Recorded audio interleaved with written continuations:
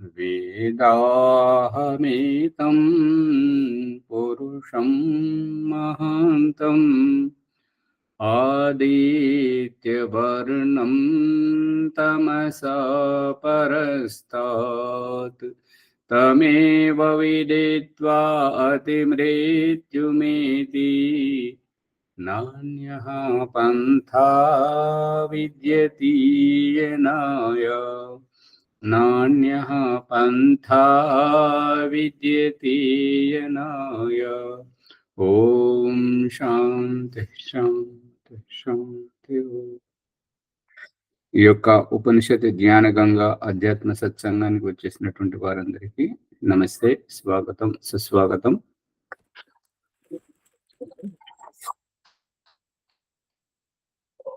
బృహదారణ్యక ఉపనిషత్తు 2వ అధ్యాయము 5వ బ్రాహ్మణం.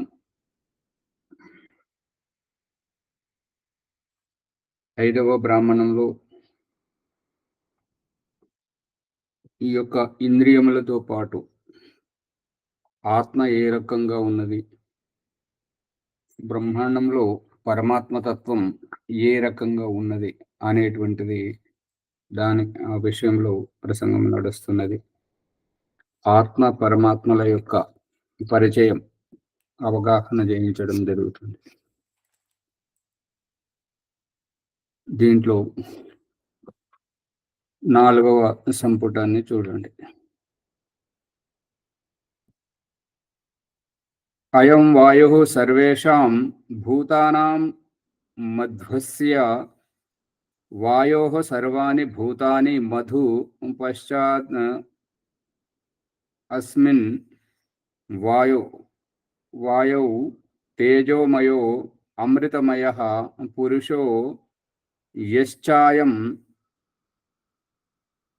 అధ్యాత్మం ప్రాణస్తేజోమయో అమృతమయః పురుషో అయం ఏవ సా యో అయం ఆత్మేదం అమృతమిదం బ్రహ్మేదం సర్వం. పిండ శరీరం, ఈ స్త్రీ పురుష పిండ శరీరం లోపల ఆత్మ ఏ రకంగానైతే ఉన్నదో అదే రకంగా బ్రహ్మాండంలో పరమాత్మ ఉన్నాడు. పరమాత్మను గుర్తుపట్టుకోవడానికి శరీరంలో నేను ఎక్కడ ఉన్నాను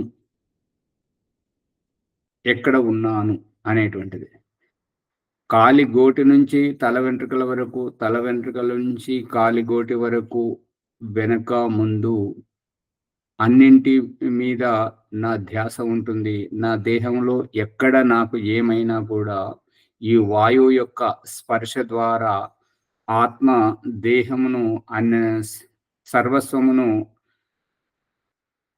స్వామిత్వ భావంతో అనుభవిస్తుంది. ఇది నా దేహము అనేటువంటి విధంగా. అదే ప్రకారం బ్రహ్మాండం లోపల అణువణువున ఉన్నటువంటి అణువణువున జరిగేటువంటి ప్రతి స్పందనను, ప్రతి కదలికను, ప్రతి దానిని గమనిస్తున్నాడు పరమాత్మ.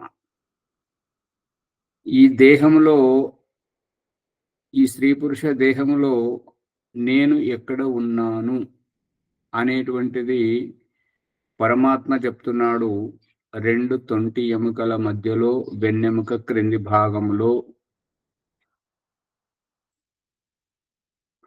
ఈ రకంగా చెప్తున్నప్పుడు దయానంద సరస్వతి మరియు ఋషి మహర్షులు ఓం భూః పునాత్ శిరసి భువః పునాత్ నేత్రయో స్వః పునాత్ కంఠే మహా పునాత్ హృదయే జనః పునాత్ నాభ్యాం తపః పునాత్ పాదయోః. ఇంతవరకు ఎంత అయితే జీవాత్మ ఏ ఏ జన్మలలో ఏ ఏ భావజాలంతో ఎంతైతే దిగజారిన వారు మాత్రమే పైకెక్కగలరు. క్రింద ఉన్నవారు అందలం పైకి రాగలరు. అందలంలో ఉన్నవారు అధపతనానికి దిగి రాగలరు. ఈ సంధ్యోపాసన, మార్జన, ప్రాణాయామ మంత్రాల ప్రకరణంలో సారాంశం అదే. ఋగ్వేదం జ్ఞానకాండం ఋగ్వేదం జ్ఞానకాండం అంత విషయాన్ని బోధించిన తర్వాత పరమాత్మ ఈ యొక్క అఘమర్షణ మంత్రంలో పాపము చేయకూడదు, జ్ఞానం ఉన్నవారే ఎక్కువగా పాపం చేస్తారు, జ్ఞానం లేని వారు చెయ్యరు. జ్ఞానం ఉన్నవారు, తెలివి ఉన్నవారే తప్పులు చేస్తారు, తెలివి లేని వారు చెయ్యరు. అమాయకంగా ఉంటారు, అజ్ఞానంగా ఉంటారు, నవ్వుతూ ఉంటారు, నవ్విస్తూ ఉంటారు, ఎగతాళిగా ఉంటారు. తెలివి ఉన్నవారు, నేను జ్ఞానవంతుణ్ణి, ఇది నాకు కావాలి, ఇది నా సొంతం కావాలి, నేనే ఇక్కడ ఉండాలి, నాకే ఈ పదవి రావాలి, నాకే ఈ సన్మానం లభించాలి, నాకంటే ఎక్కువ నువ్వెట్లా, నాకంటే ముందు నువ్వెట్లా పోతావు అనేటువంటిది ఈ తెలివిని ఉపయోగించేటువంటి వారు మాత్రమే తప్పులు చేస్తారు. బుద్ధిని ఉపయోగించేటువంటి వారు మాత్రమే. ఈ బుద్ధిని ఉపయోగించేటువంటి వారు, వారి తల్లిదండ్రి, వారి స్నేహితులు, బంధువర్గము, వారి ప్రభావంతో మార్పు అనేటువంటిది జరుగుతుంది. ఈ రహస్యాన్ని భగవంతుడు తల్లి ఒడిలో, తల్లి సంరక్షణలో, తండ్రి సంరక్షణలో, గురువు యొక్క సంరక్షణలో, శాస్త్రము, ధర్మము, ధర్మగురువు యొక్క సంరక్షణలో మార్పు చూపిస్తున్నాడు. దొంగ సాన్నిధ్యంలో ఉండడం, అబద్ధాలాడే వారి సాన్నిధ్యంలో ఉండడం, వారి సాంగత్యం వలన వీరిలో కూడా మార్పు వస్తుంటది. మార్పు గురువు దగ్గర ఉంటే మార్పు జరుగుతుంటది. మార్పు అనేటువంటిది ఒకరి సంయోగంలో జరుగుతుంటది. ఆ మార్పు అనేటువంటిది వాయు పంచమహాభూతాలలో ఉన్నటువంటి వాయువు ద్వారా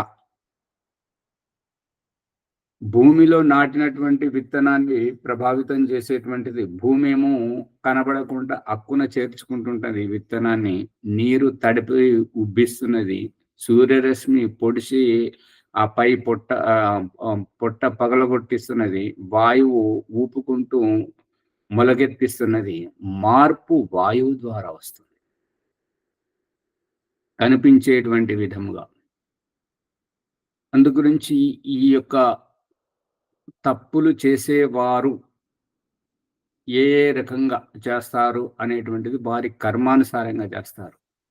విజయలక్ష్మమ్మ గారు మొట్టమొదట చెప్తున్నటువంటిది ఏంటంటే, భగవంతుని కర్మానుసారంగా మనకు ఈ జన్మ వచ్చింది. భగవంతుని కర్మానుసారంగా ఎందుకు వస్తుంది? భగవంతుడు ఒక నరేంద్ర మోదీ ప్రభుత్వం వల్ల మనము నాగరికులమయ్యామా? ద్రౌపది ముర్ము ఆధిపత్యం వల్ల మనము మనుషులమయ్యామా? కాదు. వారు లేకముందు కూడా మనం మనుషులమే, వారు లేకముందు కూడా మనం పుట్టాము, వారి తర్వాత కూడా మనం ఉంటాం. వారి అధికారం తర్వాత, అధికారం దిగిపోయిన తర్వాత. అందుగురించి భగవంతుడి అస్తిత్వం వేరు, జీవాత్మ అస్తిత్వం వేరు, ఈ జన్మల యొక్క అస్తిత్వం వేరు. ఈ జన్మలు అనేటువంటివి జీవాత్మలు తొడుగుకున్నటువంటి శరీరాలు, వస్త్రాలు. మన ఈ యొక్క స్త్రీ పురుష దేహంతో మనం ఈ వస్త్రాలను తొడుగుకోవడం, విడవడం, దీని ద్వారా తొడుక్కోవడం, విడిచిపెట్టడం, దీని వెనకాల ఉన్నటువంటి రహస్యం ఏంటంటే, ఓ జీవాత్మ, నువ్వు స్త్రీవి కాదు, పురుషుడు కాదు, పశుపక్షి క్రిమి అంతకంటే కాదు, నువ్వు ఆత్మతత్వం. ఈ జన్మలో అనేటువంటి ఈ వస్త్రాల ద్వారా నువ్వే వేసుకుంటున్నావు, నువ్వే వదిలేస్తున్నావు. ఈ వస్త్రాలు నువ్వు కాదు, నువ్వు వేరు, నువ్వు తొడుగుకునేటువంటి, విడిచిపెట్టేటువంటి వస్త్రాలు వేరు అనేటువంటి ఈ రహస్యాన్ని చెప్పడానికి భగవంతుడు ఈ యొక్క మనుషులలో ఈ యొక్క వస్త్రధారణ అనేటువంటిది, స్నానము అనేటువంటిది ఇదొక సాకుగా మనకు జ్ఞానోదయం కలిగిస్తున్నాడు. ఓ మాజాది జీ. జ్ఞానము ఉన్నవాళ్ళే తప్పులు చేస్తారు, జ్ఞానము ఉన్నవాళ్ళే మోసాలు చేస్తారు అని మీరు వ్యాఖ్యానించారు. ఇప్పుడు అంటే జ్ఞానము సంపాదన కొరకు ప్రయత్నం చేయకూడదా? దాంట్లో ఉన్న రహస్యం ఏమిటి? ఒక మాట వస్తుంది ఆచార్య, శానకు 3 తోవలు, ఎక్కువ హుషారు ఉంటే 3 తోవలు, ఆ బాట పంటి ఓన్లో తెలియదు. శానకు 3 తోవలు, హుషారు లేని వాళ్ళు తప్పులు ఎక్కువ చేయరు, హుషారు ఉండలే ఎక్కువ తప్పులు చేశారని వాస్తవం ఇది. ఒకటి ఋషి ఏమంటున్నాడంటే, ఆచార్య ఋషి ఏమంటాడు, జ్ఞానాన్ని ముక్తి అన్నాడు ఋషి. మనుషులు చెప్పిన మాట కాదు, ఋషులు చెప్పిన మాట. మరి జ్ఞానం కొరకు ప్రయత్నం చేయకపోతే ముక్తి ఎలా వస్తుంది? దీని రహస్యం ఏమిటి? ఇప్పుడు ఓం ప్రకాష్ చెప్పిన దాంట్లో సమాధానం ఉన్నది, మీ ప్రశ్నకు శ్యామలయ్య గారు చెప్పిన దాంట్లో కూడా సమాధానం ఉంది. మళ్ళీ శ్యామలయ్య గారు మళ్ళీ చెప్పండి. జ్ఞానం అనేది మన ఆత్మ జ్ఞానమా విషయ జ్ఞానమా అనేది కూడా తేడా ఉంటుంది కదా సార్. ఓం ఆచార్య పూర తెలియని వాళ్ళకు చెప్పొచ్చు, మధ్య సగం సగం తెలిసిన వాళ్ళకి ఏం చెప్పాలంటే, శానకు 3 తోవలంటే ఆయన కొన్ని తెలుస్తాయి. 3 తోవలు వచ్చినప్పుడు ఆ బాట పొంటి పోవాలనో తెలియదు, ఒక్క బాట పొంటి నమ్ముకుంటే అవుతుంది. 3 తోవల అది శానకు 3 తోవలు అంటే అట్లా భగవంతుడు చూపిస్తున్నటువంటిది ఏంటంటే, ఈ యొక్క పరిస్థితుల మార్పుతోటి, ఈ పరిస్థితులలో నువ్వు ఒదగాలి. ఆ పరిస్థితులలో ఒదిగినప్పుడే నీకు జ్ఞానోదయం కలుగుతుంటది. ఆ ఒదిగేంత వరకు ఎదురు దెబ్బలు తగలాలి అనేటువంటిది ఈ పోట్రాయి, సీస పెంకులు, బురద, గుంత, ఇవన్నీ వీటి ద్వారా మనకు చెప్తున్నాడు, భగవంతుడు నేర్పిస్తున్నాడు చిన్న చిన్నగా. ఈ యొక్క చీమలు, దోమలు, నల్లులు, పాములు, తేళ్లు, వీటన్నిటి ద్వారా నేర్పిస్తున్నాడు. పరిస్థితి ఇది. దీంట్లో నువ్వు తలదూర్చుకుంటూ పోతే నీ జీవితం ఆగమైపోతుంటది. జాగ్రత్తగా నొప్పించక తానొవ్వక తప్పించుకు తిరుగువాడు ధన్యుడు సుమతి అనేటువంటి విధంగా నీ గమ్యము, నీ లక్ష్యము, నీ ఉద్దేశము ముఖ్యం. అంతేగాని ఈ పోట్రాయితో కాలును గాయపరుచుకోవడం, కాలు చేతులు విరగొట్టుకోవడం ఇది నీ ఉద్దేశం కాదు. ఇది నీ అజాగ్రత్త అనేటువంటిది చూపించడం.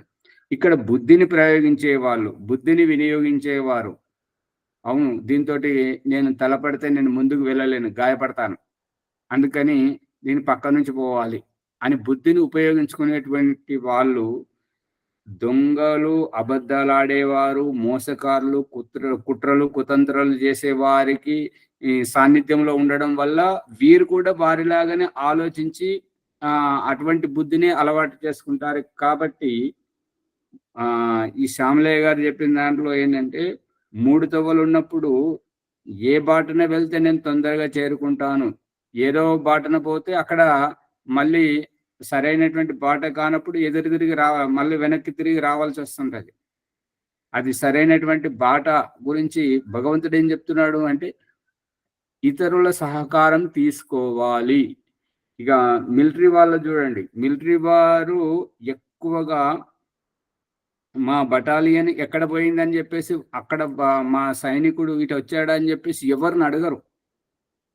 వాళ్ళకి సంకేతం ఏంటంటే, గుడులను, కోటలను పట్టుకుంటారు. కోట ముఖం ఎటువైపు ఉంది, గుడి ముఖం ఎటువైపు ఉంది. అందుకని వాళ్ళు ఏమడుగుతారంటే, వాళ్ళ సంకేతం ఇచ్చేటప్పుడు ఎటువైపు వెళ్ళావు అని అంటే, ఈ కోటకు వెనక వైపు, కోటకు కుడివైపుకు, ఈ గుడి ముఖం వైపు, ఆ వెనక నుండి వచ్చేవారు వారిని వెతుక్కుంటూ వచ్చేవారు ఇక్కడ గుడి ఎక్కడ ఉన్నది అంటారు. ఆ గుడిని కనుక్కుంటారు. మనమేమనుకుంటాం, వాళ్ళు దేవుడికి మొక్కుకోవడానికి వచ్చాడేమో మనం అనుకుంటాం. కాదు, వాళ్ళ సైనికుడు, వాళ్ళ బటాలియన్ వాళ్ళు ఎటువయ్యారో అది కనుక్కోవడానికి. ఈ కోట గుమ్మం ఎక్కడున్నది అంటే వాళ్ళు సాంకేతిక, ఎందుకంటే వాళ్ళ లోపాలను మనకు చూపించారు. ఎందుకంటే మనలో తీవ్రవాదులు ఉండొచ్చు, ఇంకెవరైనా ఉండొచ్చు, మరి ఆ సైనికులు దేశ సంరక్షణ గురించి వచ్చారు కాబట్టి వారు మన ప్రజల రక్షణ గురించి వాళ్ళు సేవ చేయాలి. కాబట్టి మనలో ఉన్నటువంటి వాళ్ళు వారికి దారి చూపెట్టే వాళ్ళు తప్పుదో చూపించినట్టయితే వాళ్ళంతా ప్రమాదం జరుగుతున్న చోటికి వెళ్లకుండా ఇంకొక చోటికి వెళ్తుంటారు. తద్వారా అక్కడ జరగకూడని అనర్థం అంతా జరిగిపోతుంది. కాబట్టి మిలిటరీలలో వాళ్ళు ఎప్పుడు కూడా ఇటు మా సైనికుడు వచ్చాడా ఇక్కడ అనే ఏ రహస్యాలు వాళ్ళని పొక్కనివ్వరు అన్నట్టుగా జాగ్రత్తగా మాట్లాడతారు.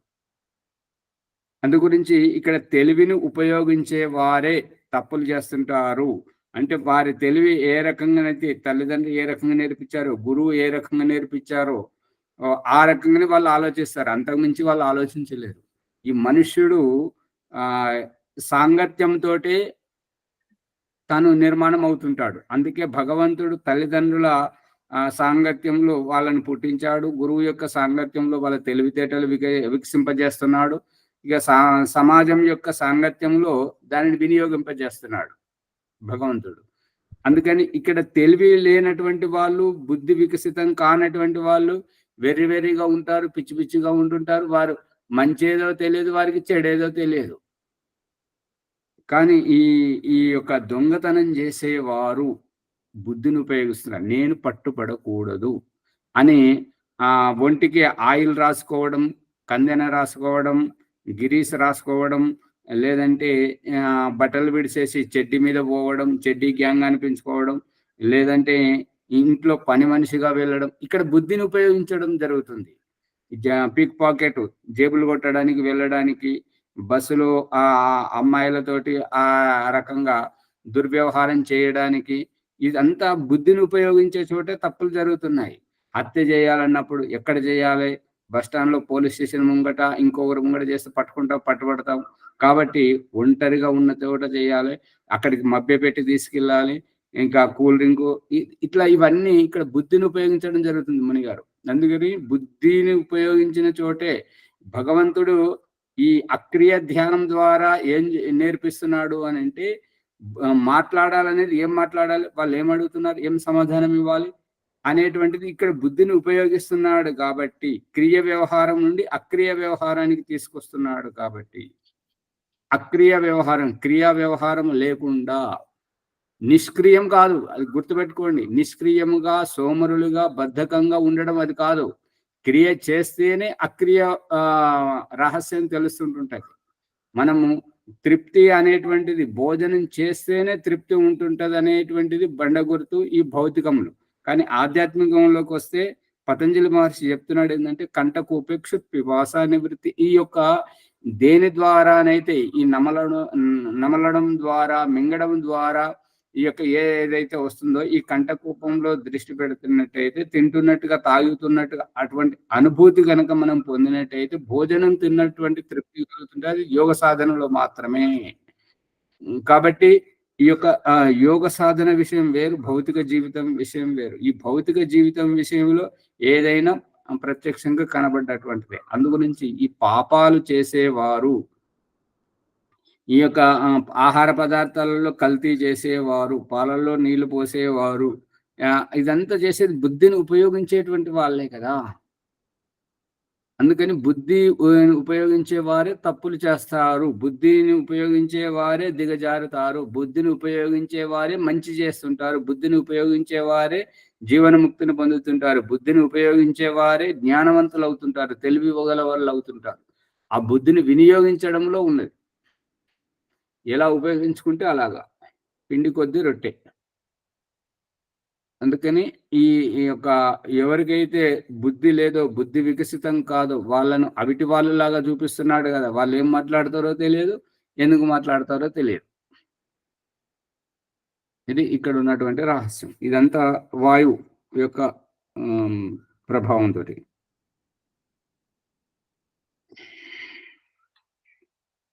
ఈ వాయువు అనేటువంటిది అన్ని ప్రాణులలో మధు సమానంగా, మధు అంటే మధురంగా, ఆత్మీయంగా, ప్రియము అనిపించేటువంటిది మధు. అంతేగాని అక్కడ తేనె అంటుకుంటుంటది, అది తీయగా ఉంటుంటది అనేది కాదు. మధుర వ్యవహారం, ప్రేమమయ వ్యవహారం, ప్రియముగా. వాయువును అన్ని ప్రాణులలో ఈ యొక్క ఏమంటారంటే, కాకి పిల్ల కాకికే ముద్దు. ఇంకా దీంట్లో ఒకటే కాకారం ప్రయోగించి మనోరంజనం చేస్తారంటే, కా కాకీక కాకికే కాక కేకిక నా నూనె నా నూనె నీ నూనెని నేను అన్నానా, అంత నకారమే, అంత కకారమే. అంటే ఇక్కడ ఏంటంటే ప్రేమమయం. కాకి పిల్ల కాకికి ముద్దు అని అంటే ఆ కాకి పిల్లలు మనకు ముద్దు అనిపిస్తాయి అని చెప్పేసి మనం అది వాటిని ప్రేమిస్తామని కాదు.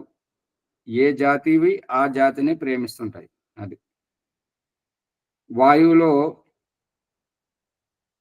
వ్యాపించినటువంటి అగ్నితత్వం, ఈ వాయువులో ఉండేటువంటిది ప్రభావితం చేసేటువంటిది ఏంటంటే తేజోమయమైనటువంటి అగ్నితత్వం. ఇది ఈ వాయువు ద్వారా అంటే స్పర్శ అంటే ఇంకొకరిని తగులుకున్నప్పుడు వారి శరీరం నుండి వీరికి రావడం.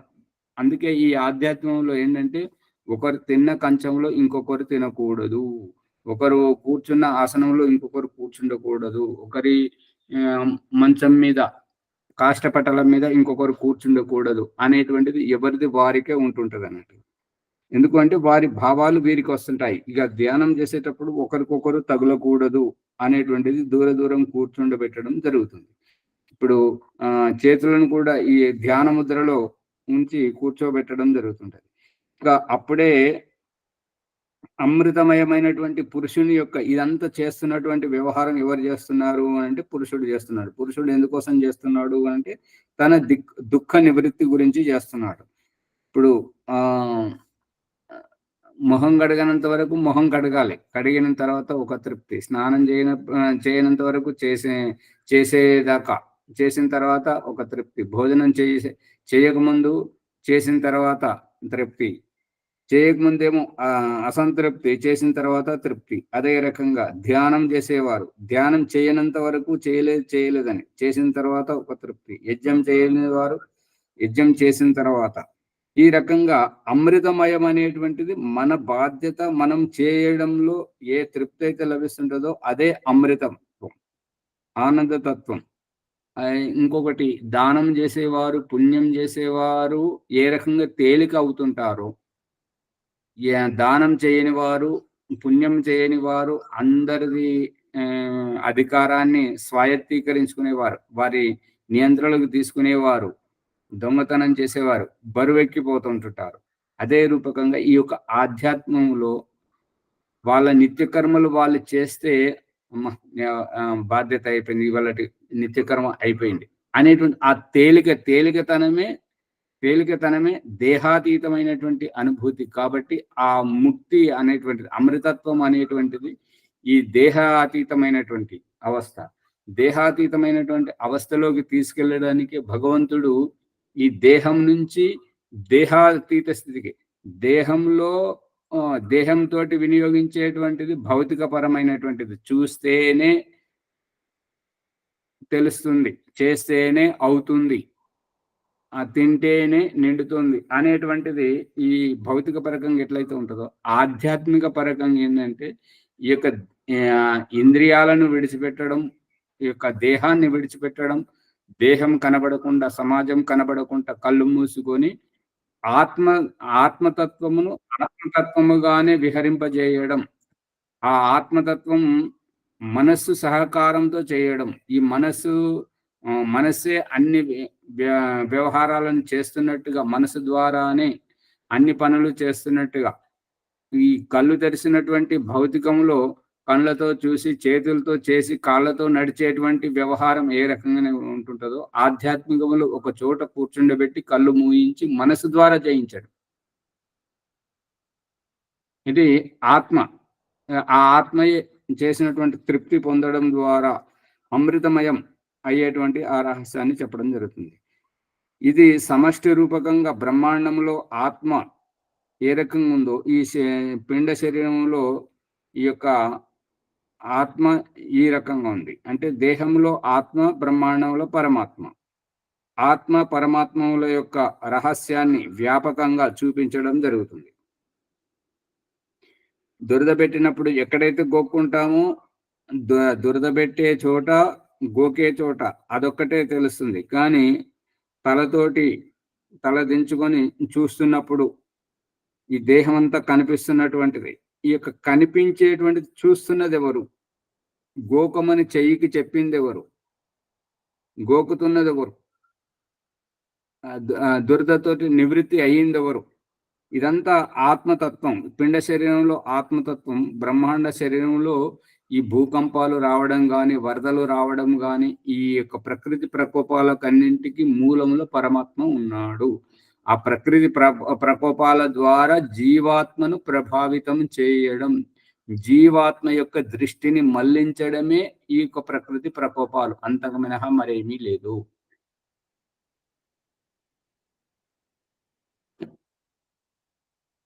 శరీరంలో వ్యాపిస్తున్నటువంటి ఈ యొక్క వాయు ప్రభావంతో తేజోమయమైనటువంటిది, తేజస్సు అనేటువంటిది ఒక స్పర్శ అనేటువంటి స్పర్శించేటువంటిది వాయువు, స్పర్శ జ్ఞానం తెలుసుకునేది. కానీ తద్వారా ఉద్బుద్ధమయ్యేటువంటిది అగ్నితత్వం, తేజోమయం. వీటన్నింటి ద్వారా ముట్టుకున్న తర్వాత, కలిసిన తర్వాత ఒక ఆత్మీయ భావంతో ఆనందం ఏదైతే కలుగుతుంటుందో ఆ ఆనందమయమే అమృతత్వం. ఈ అమృతత్వం యొక్క అనుభూతి పొందేది ఎవరు అంటే పురుషుడు. ఇప్పుడు కలవాల్సినటువంటి వారిని కలిసిన తర్వాత, ఇన్ని రోజులు ఎంత ప్రయత్నం చేసినా కలవకపోయినటువంటి వ్యక్తి అనుకోకుండా కలిసినప్పుడు ఆ తృప్తి చెందేది ఎవరు? తృప్తి చెందేది పురుషుడు, అంటే జీవాత్మ. చెప్పండి మునిగారు. ఇప్పుడు తల్లిదండ్రులను కలవడానికి వచ్చినటువంటి సంతానం, భార్యను దూరం నుండి దేశ విదేశాల నుండి వచ్చినటువంటి భర్త భార్యను కలవడం, ఇదంతా తృప్తి పొందేది ఎవరు? భార్య శరీరంలో ఉన్నటువంటి జీవాత్మ తృప్తి పొందుతుంది, భర్త శరీరంలో ఉన్నటువంటి జీవాత్మ తృప్తి పొందుతుంది. అవునాచార్య, యథార్థం.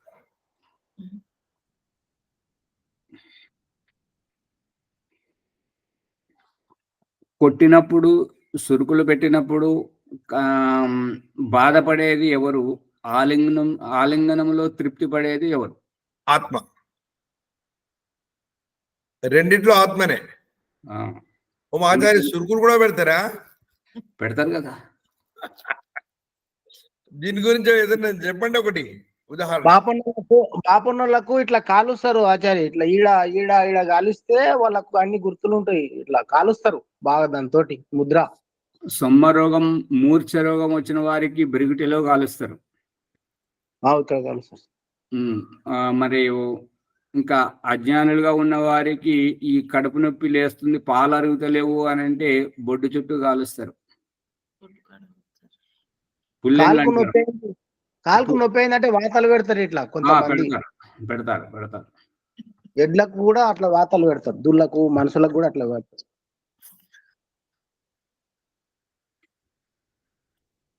ఈ రకంగా వ్యష్టి రూపం పిండంలో ఆత్మ ఏ రకంగానైతే ఈ యొక్క సుఖ దుఃఖాలను అనుభవిస్తూ ఉందో, బ్రహ్మాండంలో ఇప్పుడు ఇంట్లో పిల్లలు చేసేటువంటి వ్యవహారంతో తల్లిదండ్రి ఏ రకంగానైతే సంతోషపడతారో, బాధపడతారో, పాఠశాలలో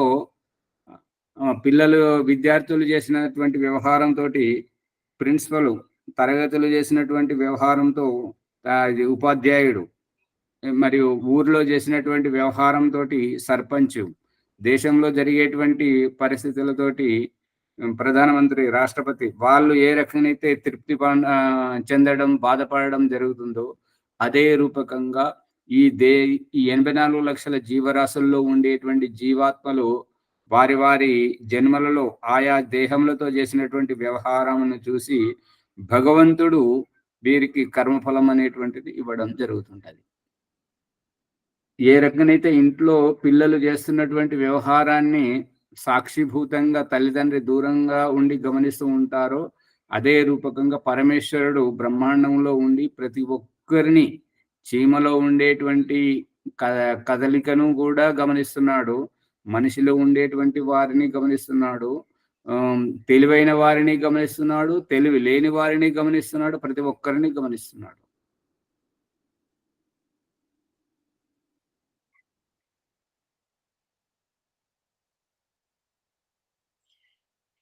ఆత్మయే అమృతము. ఈ దీని ఈ యొక్క అక్రియ వ్యవహారం ద్వారా, ఇంద్రియ స్పర్శ ద్వారా వీటన్నింటి యొక్క ఉద్దేశం ఏంటంటే, నీకు పైత్యం పెరిగి నువ్వు ఉండబట్టలేక నేను ఇక్కడ స్వర్గంలో ఉండలేను, నేను పునర్జన్మనెత్తి తల్లిదండ్రుల యొక్క సాన్నిధ్యంలో, ఆత్మీయుల యొక్క సాన్నిధ్యంలో అక్కడ ఉంటాను అని చెప్పేసి నీ ప్రమేయంతో నువ్వు వెళ్ళావు. కాబట్టి నీవు అక్కడ తృప్తిగా ఉండడానికి నీకు ఇంద్రియాలను ఇవ్వడం జరిగింది. ఆ ఇంద్రియాలతోటి దేహంలో ఉండడం జరుగుతుంది. ఆ దేహంలో ఈ ఇంద్రియాలతోటి నువ్వు ఏ ప్రయత్నాలు చేస్తావో ఆ ప్రయత్నాల నుంచి నువ్వు విరమింపజేసుకున్నప్పుడు కలిగేటువంటి తృప్తి, ఆనందం యొక్క ఉద్దేశం నువ్వు స్వర్గంలో ఉండాలి, స్థిరముగా ఉండాలి, ఆనందపూర్వకంగా ఉండాలి, నువ్వు ఏ కోరికలు లేకుండా ఉండాలి అనేటువంటిది. కోరికలే నీ యొక్క కోరికలే, నీ తాపత్రయమే నీ దుఃఖానికి కారణం. అందు గురించి ఏమీ చేయనటువంటి వారు ఉండేటువంటి స్థితి అంతా తృప్తి. ఇప్పుడు బాల్యం, శైశవావస్థ, బాల్యావస్థ, యవ్వనావస్థ నుంచి వృద్ధాప్యంలో నేర్పించేటువంటి భావజాలం ఏంటంటే అనుభవంతో వాళ్ళు ఒదిగి ఉన్నారన్నమాట. అందుకే వారిని తాత అనిపిస్తున్నారు. తాత అంటే మన వాళ్ళకు నేర్పించేది ఏంటంటే, తరించమని తీరము దాటించేవాడే తాత, తమాషా చూసేవాడు మహాపాపి. మనము ఉన్నాము, మన ముందట పిల్లలు ఇబ్బంది పడుతున్నారు అని అంటే మనం ఉన్నా ఒకటే, లేకున్నా ఒకటే. మన కనుసైగల్లో పిల్లలు దాటే పరిస్థితులను దాటేసుకుంటూ ఆవలీలుగా ముందుకు పోతున్నారు, ఉన్నతి సాధిస్తున్నారు అని అంటే, ఆ పిల్లలు ఎక్కడ ఉన్నా, ఎంత దూరంలో ఉన్నా వారు ప్రతి క్షణం మనల్ని తలుసుకుంటారు. అదే మనం ఉండి వాళ్ళు ఇబ్బంది పడుతుంటే మన మొహం చూడడానికి కూడా ఇష్టపడరు వాళ్ళు. అర్థమవుతుందా? అందుకని భగవంతుడు వారి జీవితాన్ని మనకు అప్పగించాడు కాబట్టి మనము సక్రమంగా నిర్వహించాలి మన బాధ్యతను. అంతేగాని మన అవసరాలకు వాళ్ళని వాడుకుంటే మాత్రం నాకు సమయం లేదు, నేను ఇటు వెళ్ళాలి అటు వెళ్ళాలి అని చెప్పేసి మనకు దూరంగా వెళ్ళడం, ఇంకా ఎక్కువ ఇబ్బంది పెడితే తీసుకుపోయి అక్కడ వృద్ధాశ్రమాలలో చేర్పించి రావడం జరుగుతుంది. ఇంకా అంతకంటే ఎక్కువ ఇబ్బంది పెడితే ఎక్కడో తీసుకుపోయి తీర్థయాత్రలలో ఎక్కడో గుడికాడ విడిచిపెట్టి రావడం. మనమే స్వార్థం చూపిస్తున్నాం వాళ్ళకి అలవాటు చేయటానికని. అదే వాళ్ళను సంస్కారవంతులుగా పెంచితే మీరు గడప దాటడానికి వీలు లేదు. మీరు లేకపోతే మేము ఎలా ఉంటాం? మీరు ఉంటేనే కదా మేము ఉన్నది అనేటువంటిది మనకు విలువనివ్వడం.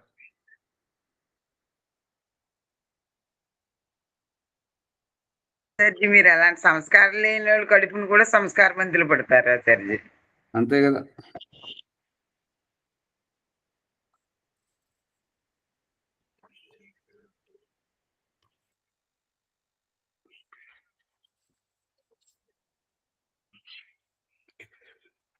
ఇక్కడ చెప్తున్నటువంటి అయం వాయు సర్వేషాం భూతానాం మధ్వస్య, ఈ యొక్క వాయువు, ఈ మధురం ప్రేమమయమైనటువంటి వ్యవహారం, ఈ యొక్క స్పర్శిస్తే కలిగేటువంటి అనుభూతి వేరు, వ్యవహారం ద్వారా కలిగేటువంటి అనుభూతి వేరు.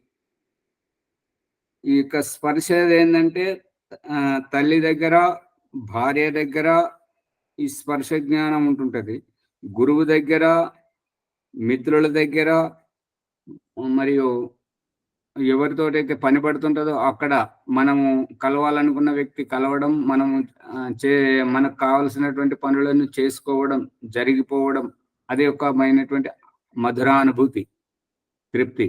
ఒకరికేమో ఏ పని కాకపోవడం, ఎక్కడికి పోయినా కూడా ఎదురు దెబ్బలు తగలడం, చెడిపోవడం, ఆర్థిక నష్టం రావడం, అందరితోటి గొడవలు పడడం. వ్యవహారమే. ఇక్కడ అవగాహన లోపం ఉన్న చోటనేమో గొడవలు అవుతుంటాయి, తెలివిగా ప్రవర్తించిన చోట అక్కడ ఉన్నతి సాగుతుంటుంటది. అందు గురించి ఎక్కడైనా కూడా ఈ తెలివితనంతోటే పతనం కావడం, తెలివితనంతోటే ఉన్నతిని సాధించడం జరుగుతుంది. అన్నింటికి మూలం తెలివే, బుద్ధి, జ్ఞానం.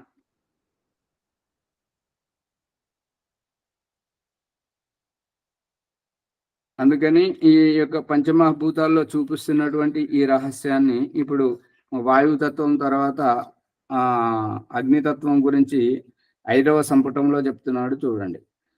అయమాదిత్య సర్వేషాం భూతానాం మధ్వాదిత్యస్య సర్వాణి భూతాని మధు పక్షాయం అస్మిన్ ఆదిత్యే తేజోమయో అమృతమయః పురుషో యశ్చాయం అధ్యాత్మం చాక్షుషస్తేజోమయో అమృతమయః పురుషో అయమేవ సాయో అయం ఆత్మేదం అమృతమిదం బ్రహ్మేదం సర్వం.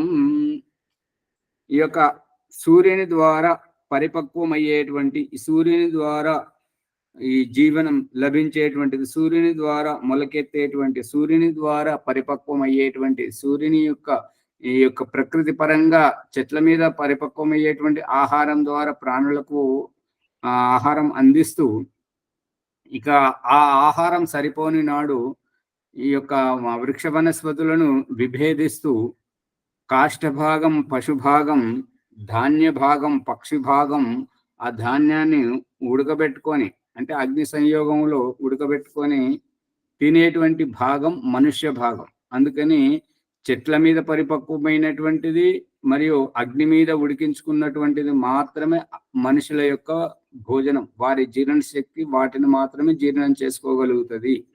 ఈ పచ్చి ఆహారం ఈ పశువుల భాగం, ఎండినటువంటి ముడి ధాన్య భాగం పక్షుల ఆహారం. ఈ మనుషులు మాత్రం ఉడకబెట్టుకొని మెత్తని సున్నితత్వం, అగ్ని సంయోగంలో సున్నితత్వం, ఈ యొక్క సూర్యరశ్మితోటి చెట్ల మీద పండినటువంటి పండు మరియు ఉడకబెట్టినటువంటి, ఈ ఉడకబెట్టడం ద్వారా మనుషులకు అవగాహన కల్పిస్తున్నాడు భగవంతుడు. ఉడకడం అంటే ఈ మొండితనం, బెరుకుతనం, గరుకుతనం ఇదంతా పోగొట్టేటువంటిది అగ్నియే. ఈ బాధ, ఈ యొక్క మన సమస్యలు, ఈ యొక్క రోగంలో ఉండేటువంటిది ఈ నొప్పి అనేటువంటిది అగ్నితత్వమే.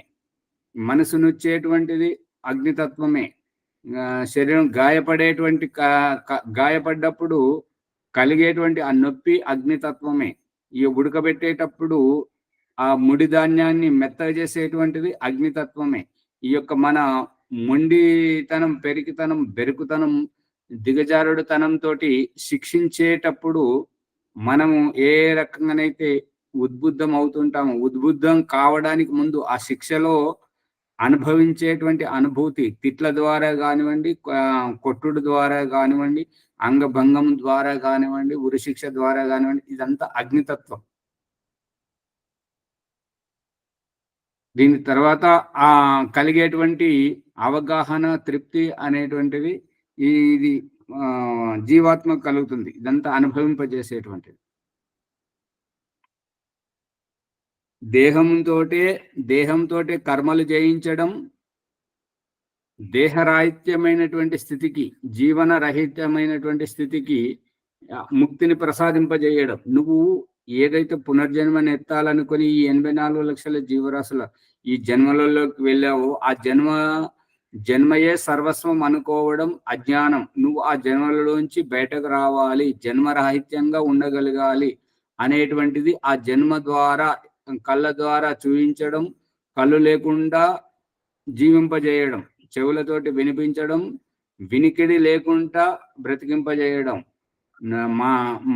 నోటితోటి మాట్లాడజేయడం, మాట్లాడలేనటువంటి స్థితిలో జీవితాన్ని గడిపి చూపించడం, చేతులతో పని చేయించడం, చేతులు తీయించి చేతులు లేనటువంటి స్థితిలో కూడా నీ జీవితానికి లోటు లేదని చూపించడం, కాళ్ళతో నడిపించడం, కాళ్ళు లేనటువంటి స్థితిలో కూడా నీ జీవితానికి లోటు లేదని చూపించడం. ఇదంతా ఏంటంటే ఈ ఇంద్రియాలు నువ్వు కాదు, ఈ దేహము నువ్వు కాదు, ఈ దేహము ఈ ఇంద్రియాలకు అతీతంగా నువ్వు ఉండగలగాలి అనేటువంటి స్థితికి తీసుకెళ్లి చూపించడం. సారాంశం అదే. ఆచార్య, ఈ విధంగా తెలుసుకోవడమే అక్రియ ధ్యానమా? అంతే కదా, మొత్తం ఉద్బుద్ధం చేయడం అన్నట్టుగా ప్రతిదానిని.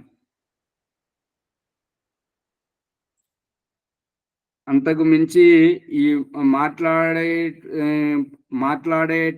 మాట్లాడే కంటే ముందు తాపత్రయం, మాట్లాడేటప్పుడు స్థితి, మాట్లాడిన తర్వాత తృప్తి, తినే కంటే ముందు, తినేటప్పుడు, తిన్న తర్వాత, తాగే కంటే ముందు, తాగేటప్పుడు, తాగిన తర్వాత, ఈ ధ్యానం యజ్ఞం చేసే ముందు, చేసేటప్పుడు, చేసిన తర్వాత, ప్రతిదీ చూడండి.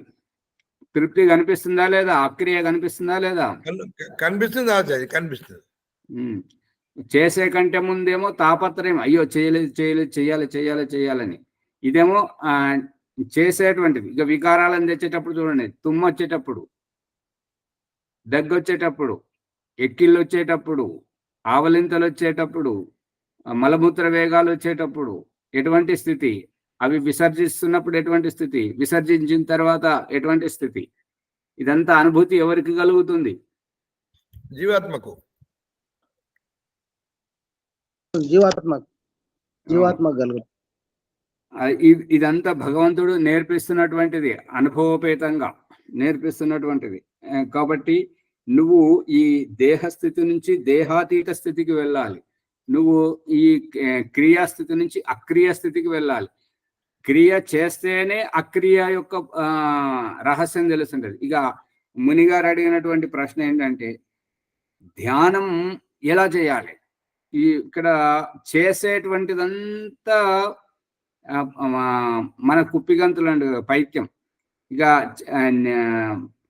కపిల మహర్షి, పతంజలి మహర్షి చెప్తున్నటువంటిది ఏంటంటే, నిర్విచార స్థితి, నిర్విషయ స్థితికి వెళితేనే అక్కడ ధ్యానం అనేటువంటిది మనకు కలుగుతుంది. ధ్యానంలో చేసేది ఏమీ ఉండదు, అక్కడ పారితోషికం పొందడమే. ఇప్పుడు కూలి వాళ్ళు దినమంతా పనిచేసి సాయంత్రం వెళ్ళేటప్పుడు వాళ్ళ దినభత్యం తీసుకుంటారు. ఉద్యోగం చేసేవారు నెలంతా పనిచేసి నెల తర్వాత వారి జీతం తీసుకుంటారు, పారితోషికం. ఈ ధ్యానం అనేటువంటిది పారితోషిక స్థితి, ధారణ అనేటువంటిది. అందుకే ధారణనేమో చేసేటువంటిది, ధ్యానమేమో అనుభవించేటువంటిది. ధ్యానంలో చేసేది ఏమి ఉండదు. అలాంటప్పుడు మరి మహర్షి పతంజలి ధ్యానము ప్రత్యేకత ధ్యానం అని ఎందుకు అన్నాడు మరి? అప్పుడు ఈ విషయం ఎందుకు అన్నాడు అంటే, నిర్విచార స్థితి, నిర్విచార వైశారథ్యే అధ్యాత్మ ప్రసాదం లభించాలి అని అంటే ముందు విచార స్థితి నుంచి నిర్విచార స్థితికి రావాలి. కపిల మహర్షి చెప్తున్నటువంటిది ఏంటంటే, విషయ స్థితి నుంచి నిర్విషయ స్థితికి రావాలి. ఈ ఏకతానత అనేటువంటిది నిరంతరంగా మనం ఏదైతే పొందాలని అనుకుంటామో దాని గురించి ప్రయత్నం చేసి నివృత్తి అయిన తర్వాత ఏకతానత, నిరంతరత, తారతమ్యం. ఇప్పుడు మనం ఏంటంటే, సెల్ ఫోన్ తోటి ఎవరితోటైనా మాట్లాడుతున్నంతసేపు మాట్లాడేటువంటి ప్రక్రియ, మాట్లాడిన తర్వాత పని అయిపోయిందనే ఒక తృప్తి, ఇది తర్వాతది. మాట్లాడుతున్నంతసేపు ఇది ఏకతానత అనేటువంటిది మన ప్రమేయంగా ఉంటుంటది. ఆ ప్రమేయం అనేటువంటిది విషయాసక్తి, విషయంలోనే ఉండడం జరుగుతుంటది. కానీ ధ్యానం అనేటువంటిది నిర్విచార స్థితి, అధ్యాత్మ ప్రసాదం, అధ్యాత్మ లాభం, అధ్యాత్మ సాక్షాత్కారం కలగాలి అని అంటే నిర్విచార స్థితికి రావాలి. నిర్విచార వైశారథ్యే అధ్యాత్మ ప్రసాద అని పతంజలి మహర్షి చెప్తున్నాడు. రెండు స్థితులు దాటుకొని రావాలి. చేసినాకనే అప్పుడు నిర్విచార స్థితికి వస్తుంది. ఇవన్నీ అవ్వాలి. అంతేగాని ధ్యానం అంటే ఊరికే కూర్చోవడం కాదు. అది ఈ ఊరికే కూర్చోవడం, కళ్ళు మూసుకొని వట్టి కూర్చుంటే ఏం కూర్చుండాలి, ఏం చేయాలి, అదంతా అదేం ధ్యానం, అదే పిచ్చి ధ్యానం అని చెప్పేసి మనల్ని అవహేళన చేయడం జరుగుతుంది. కానీ అక్కడ ఏమి చెయ్యకుండా కూర్చోవడం కాదు, చేయాల్సిందంతా చేసిన తర్వాత. ఇప్పుడు ఆ ఆచారి ఇప్పుడు దూళ్ళు ఏం చేస్తాయంటే గడ్డి వేసి వచ్చి ఇంటికి నెమరు వచ్చినాక వేసుకోవడానికి కొంచెం గురించి నిమ్మరేస్తాయి చెప్తున్నారు కదా. నిమ్మరేస్తాయి.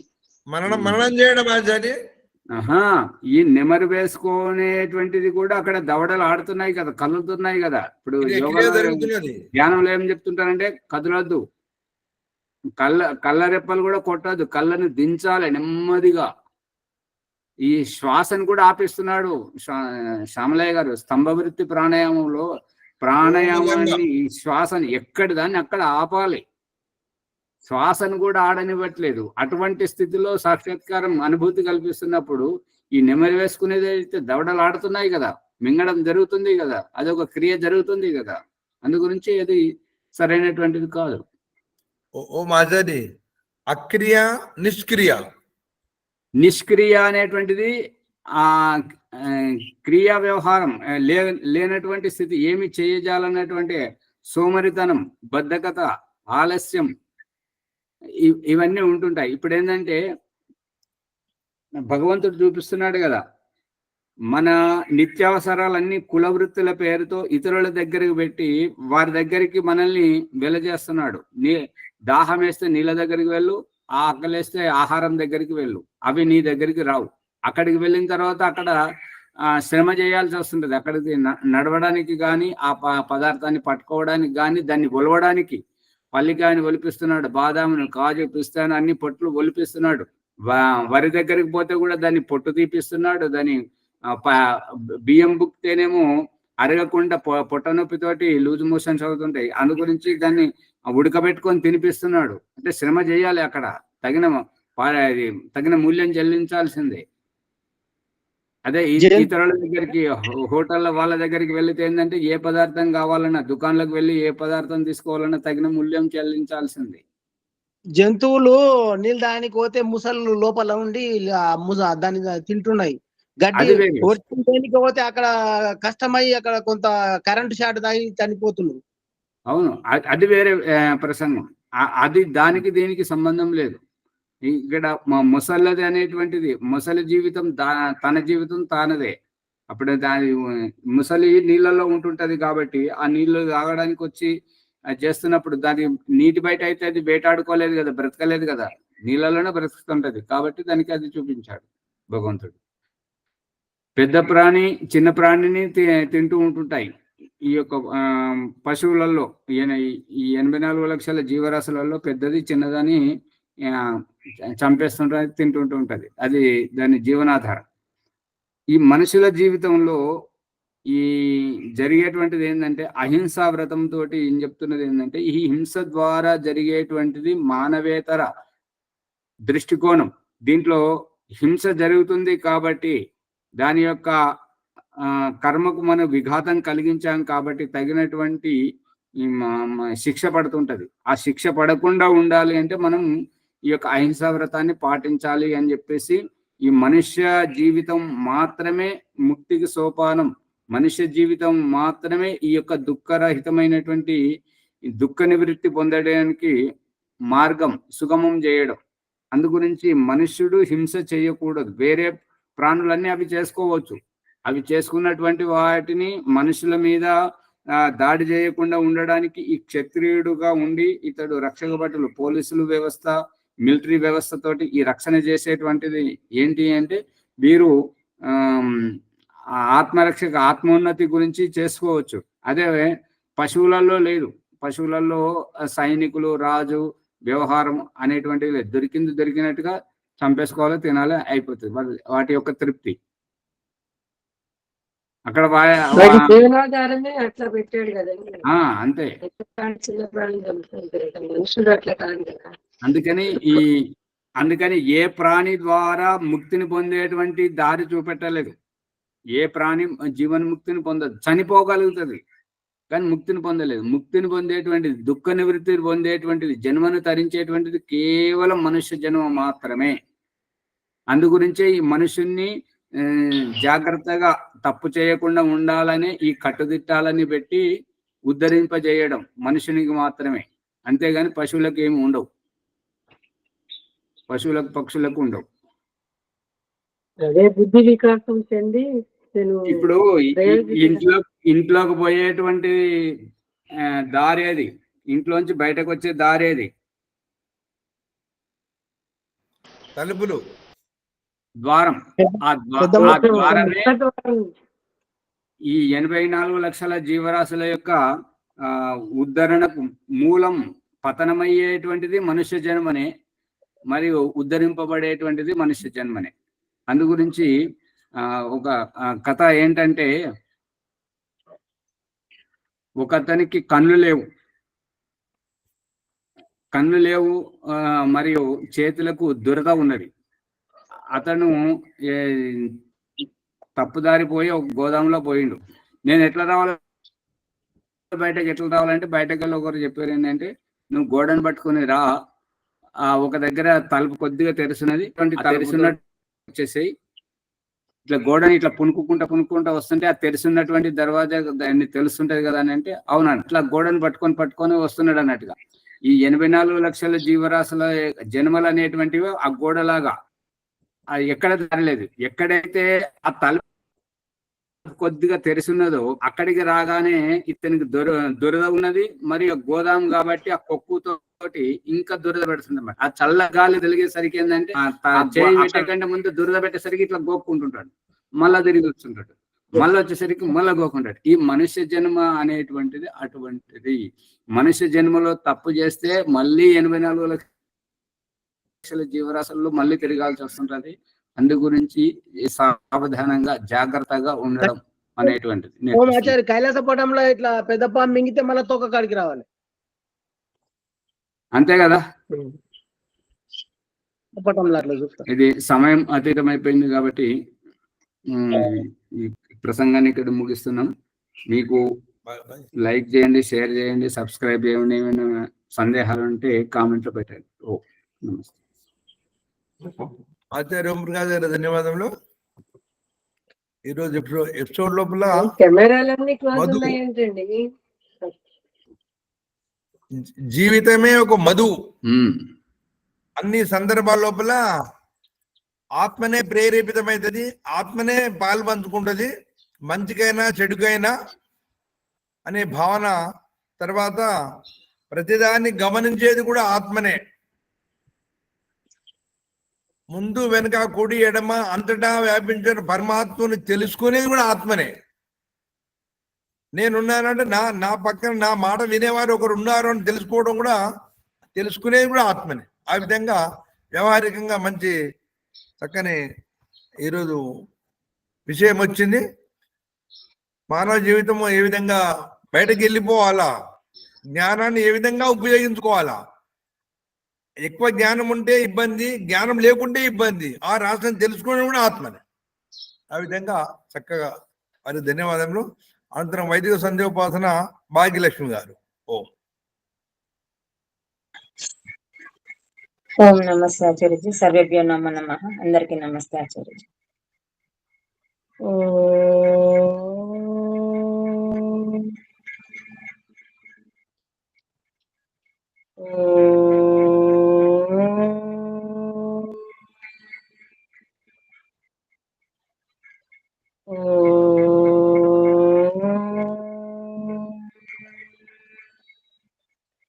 అథవైదిక బ్రహ్మ సందేశము. ఓం అమృతోపస్తరణమసి స్వాహా. ఓం అమృతాపిధానమసి స్వాహా. ఓం సత్యం యశః శ్రీర్మై శ్రీః శ్రయతాం స్వాహా. ఓం షణ్ణో దేవీరభిష్టయ आपो भवन्तु पीतये शैन्योरभिस्रवन्तु नः. ॐ वाक् वाक्, ॐ प्राणाः प्राणाः, ॐ चक्षुः चक्षुः, ॐ श्रोत्रं श्रोत्रम्, ॐ नाभिः, ॐ हृदयम्, ॐ कण्ठः, ॐ शिरः, ॐ बाहुभ्यां यशोबलम्, ॐ करतलकरपृष्ठे ॐ भूः पुनातु शिरसि ॐ भुवः पुनातु नेत्रयोः ॐ स्वः पुनातु कण्ठे ॐ महः पुनातु हृदये ॐ जनः पुनातु नाभ्याम् ॐ तपः पुनातु पादयोः ॐ सत्यं पुनातु पुनः शिरसि ॐ खं ब्रह्म पुनातु सर्वत्र ॐ भूः ॐ भुवः ॐ स्वाहा ॐ महः ॐ जनः ॐ तपः ॐ सत्यम् ॐ ऋतं च सत्यं चाभिधातपसोऽद्य जायत ततो रात्र्या जायत ततः समुद्रो अर्णवः ॐ समुद्रादर्णवादधि संवत्सरो अजायत अहोरात्राणि विदधदिश्वस्य मिषतो वशी ॐ सूर्याचन्द्रमसौ धाता यथा पूर्वमकल्पयत् दिवं च पृथिवीं च अन्तरिक्षमतो स्वः ॐ शन्नो देवीर्भिष्टया आपो भवन्तु पीतये शन्योरभिस्रवन्तु नः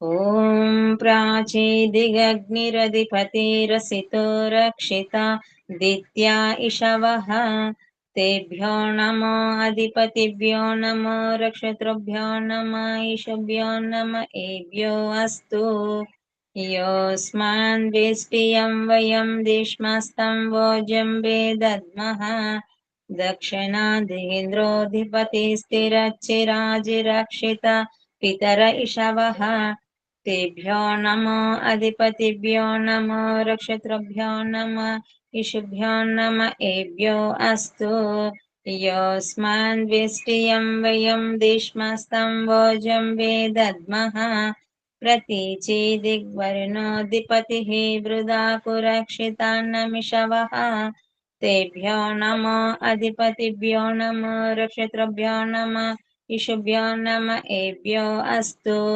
योऽस्मान् वेष्टियं वयं दिश्मस्तं वोजं वेदद्मः उदीचीदिक् सोमोऽधिपतिः स्वजो रक्षिता शनिरिषवः तेभ्यो नमो अधिपतिभ्यो नमो रक्षतृभ्यो नमः इषुभ्यो नम एभ्यो अस्तु योऽस्मान् वेष्टियं वयं दिश्मस्तं वोजं वेदद्मः ध्रुवादिग्विष्णुरधिपतिः कल्माषग्रीवो रक्षिता वीरुदैषवः तेभ्यो नमो अधिपतिभ्यो नमो रक्षतृभ्यो नमः इषुभ्यो नम एभ्यो अस्तु योऽस्मान् वेष्टियं वयं दिश्मस्तं वोजं वेदद्मः उरुद्वादिग्बृहस्पतिरधिपतिः श्वित्रो रक्षिता वर्षमिषवः तेभ्यो नमो अधिपतिभ्यो नमो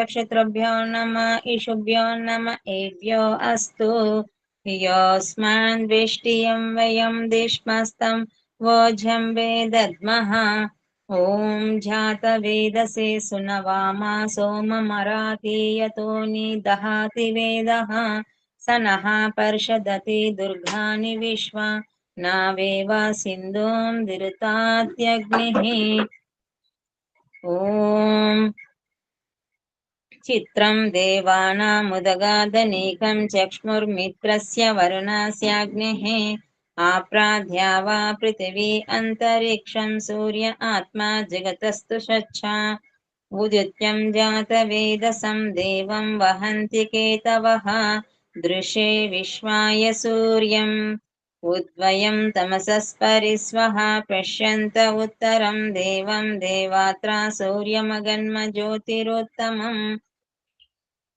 तच्चक्षुर्देवहितं पुरस्ताचक्रमुच्चरत् पश्येम शरदा शतं जीवेम शरदा शतं शृणुयाम शरदा शतं प्रब्रवाम शरदा शतम् अदीनस्याम शरदा शतम् भूयच्च शरदा शतात् ॐ शन्नो देवीर्विष्टया आपो भवन्तु पीतये शन्यो रविस्रवन्तु नः ॐ भूर्भुवः स्वः तत्सवितुर्वरेण्यं भर्गो देवस्य धीमहि धियो यो नः प्रचोदयात् हे రక్షక సచ్చిదానంద స్వరూప జగతుత్పాదక దేవ నీ విజ్ఞాన స్వరూపమును మేము నిత్యము ఉపాసింతుము మాకు సద్బుద్ధుల నిచ్చి సత్కర్మములు ఆచరించినట్లు అనుగ్రహింపుము స్వామి. హే పరమేశ్వర దయానిధి మీ కృప వల్ల జప ఉపాసనాది కర్మములను చేస్తున్న మేము ధర్మ అర్థ కామ మరియు మోక్షముల సిద్ధిని సత్వరంగా ప్రాప్తించుకొందుముగాక.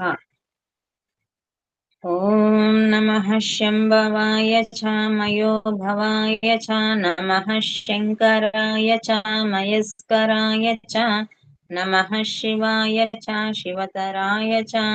ఓం షణ్ణో దేవీరభిష్టయా आपो भवन्तु पीतये शन्यो रविस्रवन्तु नः. ॐ शान्ति शान्ति शान्तिः इति वैदिक ब्रह्म संदेशः. ఓం నమస్తే ఆచార్య. శాంతి పాఠం చెప్పండి. ఓం ద్యౌ శాంతిరంతరిక్షం శాంతి పృథివీ शान्तिरापः शान्ति ओषधया शान्ति वनस्पतया शान्तिरिष्वे देवा शान्ति ब्रह्मा शान्ति सर्वं शान्ति शान्तिरेव शान्ति सामा शान्तिरेधि. ॐ शान्तिः शान्तिः शान्तिः.